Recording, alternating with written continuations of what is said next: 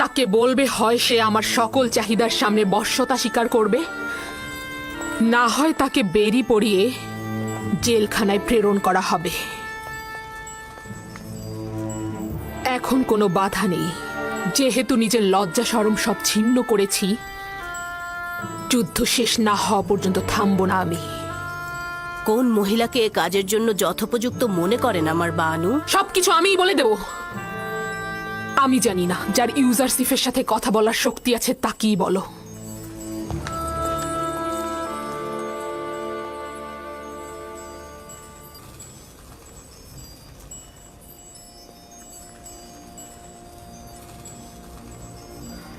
হে পরওয়ারদিগার, যদি এই নারীদের ধোঁকা থেকে আমাকে রক্ষা না করো, যদি তাদের কপটতা করাই আমার কাজ হয়, তাহলে আমি ক্ষতিগ্রস্ত হব।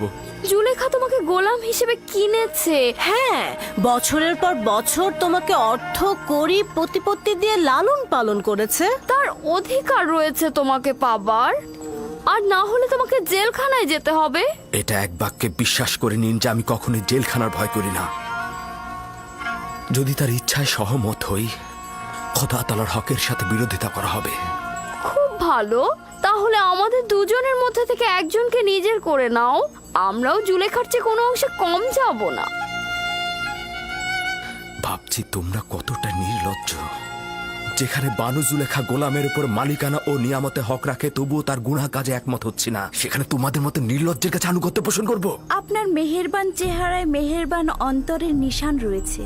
নিজের প্রেমকে কষ্ট দেওয়া মহৎ ব্যক্তির উদাহরণ নয়। যদি আবারও তোমার বাতিল তাগাদ পুনরাবৃত্তি করো, তাহলে তোমাদের সাথে আদব ও সম্মানের পরিবর্তে তিরস্কারের ভাষায় কথা বলবো। আপনি হয়তো বুঝতেই পারছেন না আপনি নিজেকে সব ধরনের শাস্তির জন্য প্রস্তুত করছেন। আপনি এটুকু জেনে রাখুন যে আপনাকে আমি ছেড়ে দিচ্ছি না। আমার হাত আপনার ওপর থেকে তুলে নেব না। হয় আপনি আমার অথবা জুলেখার হবেন, নয়তো আপনাকে কারাগারে যেতে হবে। এটা বানুর পক্ষ থেকে। নবুয়াতের পোশাকের আবৃত্তে কেউ ধোঁকাবাজি বা ভণ্ডামির বেড়া জালে বা কামনায় প্রকৃত ইবাদতকারী প্রতারণায় পড়ে না। উঁচু আকাশে উড়ন্ত সৌভাগ্যের হোমা পাখি তার নিজস্ব শক্তিতেই আকাশের সঙ্গে যুক্ত থাকে, বাজ পাখির চিন্তায় বন্দী থাকে না। দরুদ আলী জনাব ইউজারসিফ। কখনোই আমাকে তাজিম করবে না মেনিসাবু। আমি তাজিম করতে করতে একেবারেই অভ্যস্ত হয়ে গেছি। আলী জনাব ছোটবেলাতেই আমাকে শিক্ষা দেওয়া হয়েছে যে বড়দের তাজিম করতে হবে। এই মহান ব্যক্তিরা তাজিম পছন্দ করলে বা উপযুক্ত হলেও আমার জন্য নয়, শুধুমাত্র তিনিই তাজিমের উপযুক্ত। তুমি কি চাও? আমি কি চাইবো? কি যেন বলতে এসেছিলাম।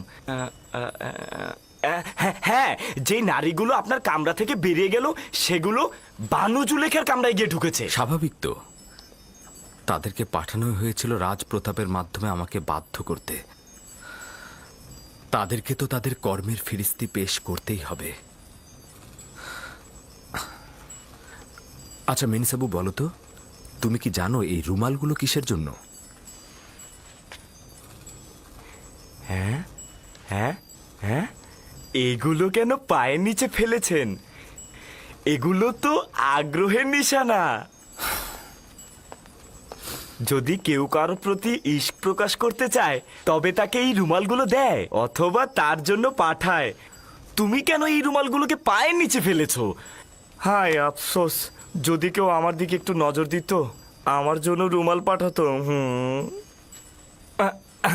ঠিক আছে ঠিক আছে, আমি বুঝেছি। তার মানে আর বেশি কথা বলা যাবে না। আমি চলে যাচ্ছি। কিন্তু আলী জনাব, এই রীতিগুলো কিন্তু সুদর্শনের জন্য যায় না।